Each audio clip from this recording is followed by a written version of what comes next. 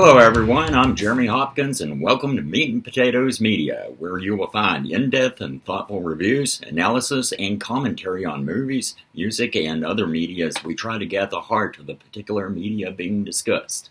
This is episode 1, Why Maleficent? But before we get started, if you like my content, hit the like button and subscribe, share this video with your friends and family, and join the discussion, leave your comments below. The first piece of media we'll be looking at is the 2014 Disney film Maleficent, and this film will be the focus of the next several episodes. I'm starting with Maleficent not only because it's a great movie, but because it's the piece of media that led to the creation of this channel. Now, I am not a Disney fan.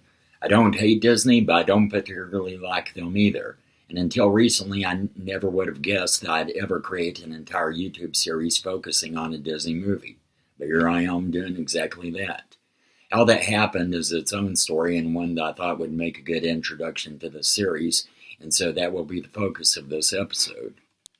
Ever since I was a child, I've been a huge fan of the art of film and an avid moviegoer. I loved going to the theater when I could and watching movies at home when I couldn't. I loved movies of all kinds, and my list of favorites included films of all genres.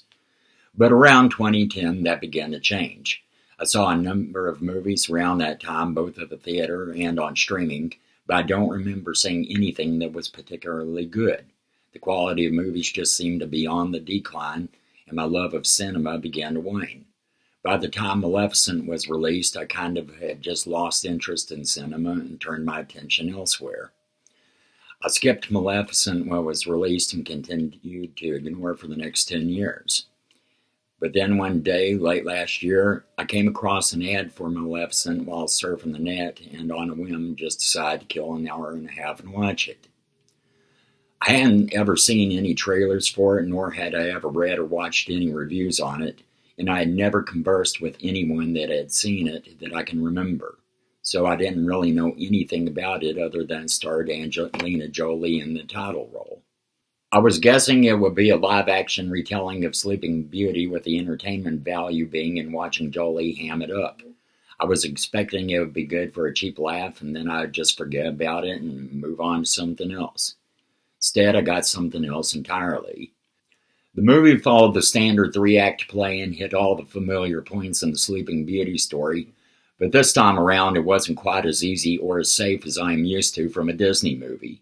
Instead, it was more interesting. It challenged me, went off in directions I didn't expect, and kept me busy trying to keep up with everything packed into the visuals and the story. And it was more heartfelt than any Disney movie I had ever seen. It told a beautiful story, but along with it, some ugly truths.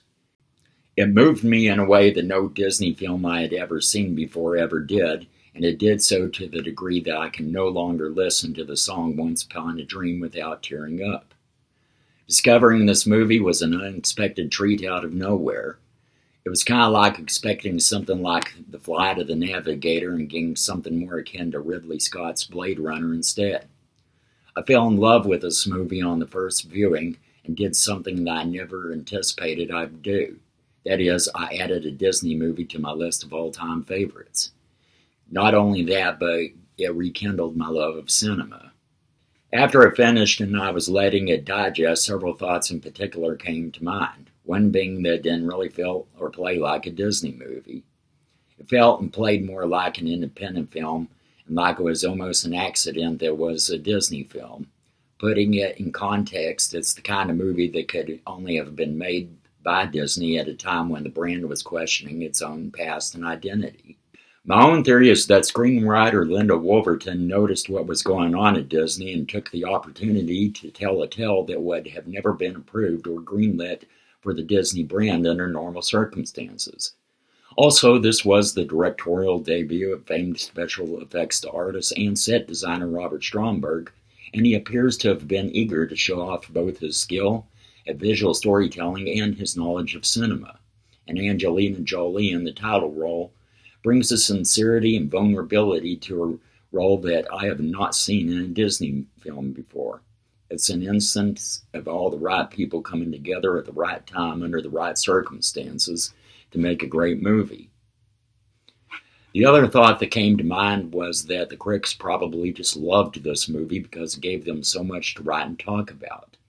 It's essentially a big-budget art film thinly disguised as a family summer film, and I imagine that the critics just reveled in the opportunity to eliminate the more esoteric elements of this movie for the masses.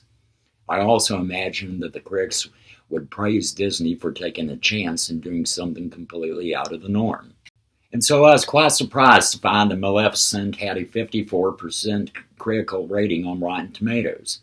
Also, the YouTube reviews for this movie seem to be overwhelmingly negative. I knew that not everyone was going to like this film, but I wasn't expecting so many people to just dislike it. And so I began reading the reviews on Rotten Tomatoes and watching the reviews on YouTube to find out why so many people hated this movie.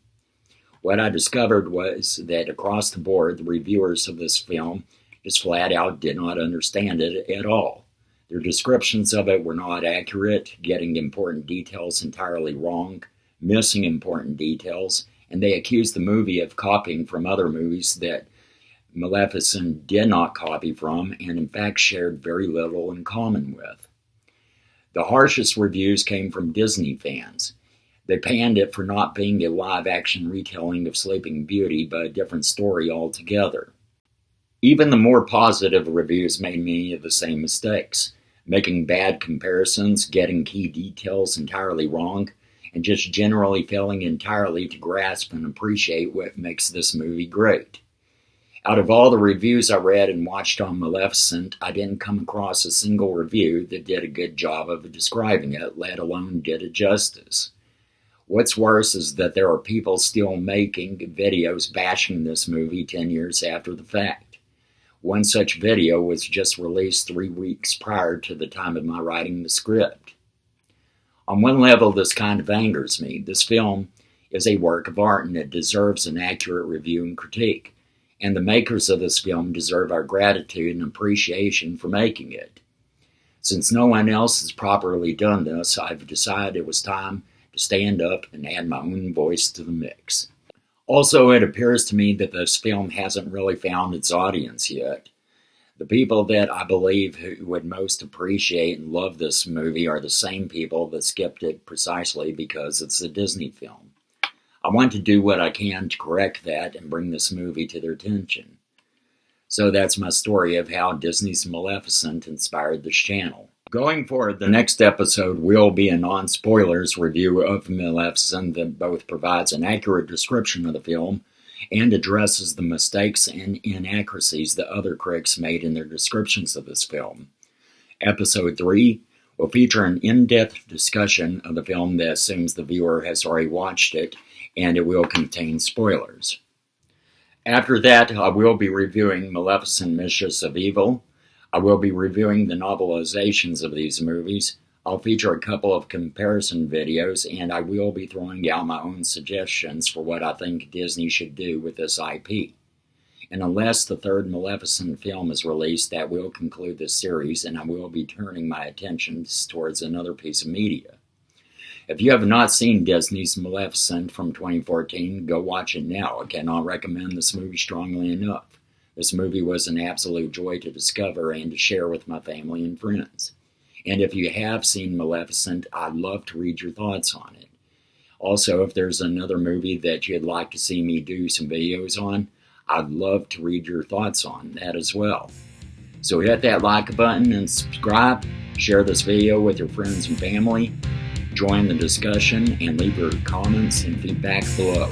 I'm looking forward to hearing from you.